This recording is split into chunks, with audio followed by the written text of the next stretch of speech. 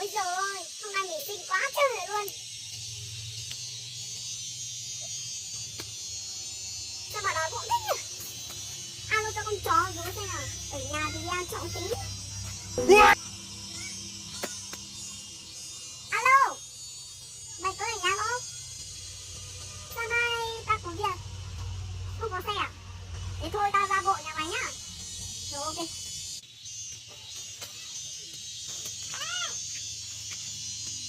Này, bạn ơi, mở cổng đi. Đi đâu đây? Nhấn lên, con nói đúng này. Rồi, nhắm cái này tối rồi. Mày có nhìn sang bên này người tí đâu? Không thấy nóng à? Nóng chứ, ai ở không nóng? Này, mày có thấy đau bụng không đấy? Có biết gì ăn không? Nhà có gì ăn không? Ôi, tao đã đau bụng chết rồi. Mày xem có cái gì không? Mày tao đi ăn chậu đi.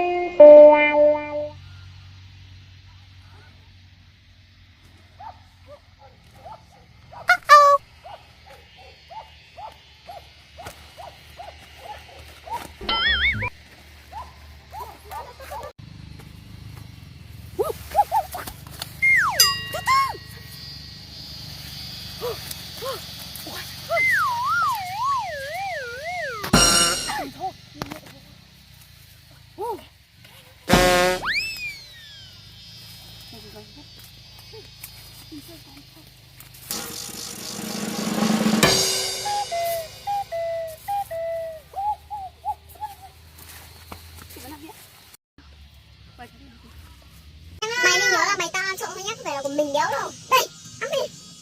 Đéo. Má.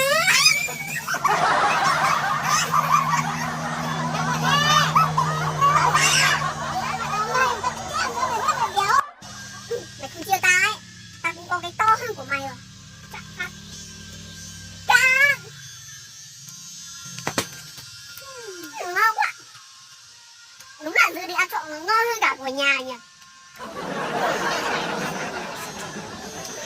Tao có đi ăn trộm gà cơ, đi lừa đấy. Mày người ta đi ăn trộm mình.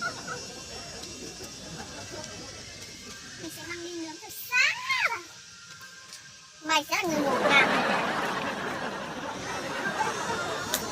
Tao đại ca mày hả?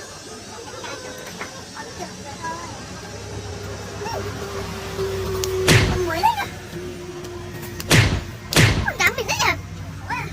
Bố mẹ mình còn chả cá mình mà. Người yêu mình còn chưa cá mình mà con muối nó cá mình. Cá. Hả? Cá.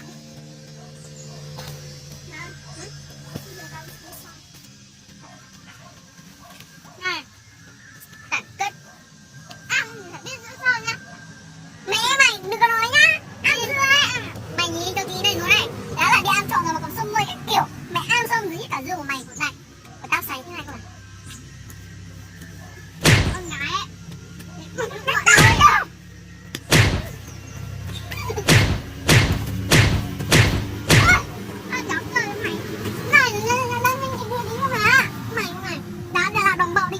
Đi ăn trộm với nhau mà cũng bỏ về à?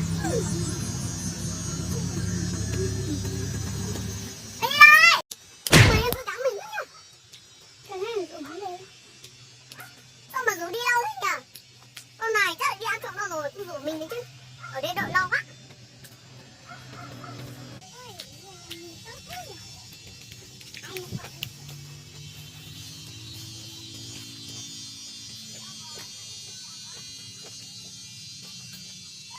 Hả?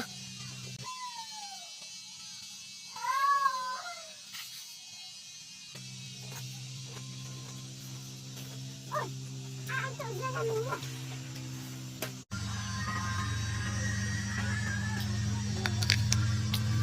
thế anh còn ra đây ta hả? Đây đây đâu nào hả? Con mày em cứ cắm nhá.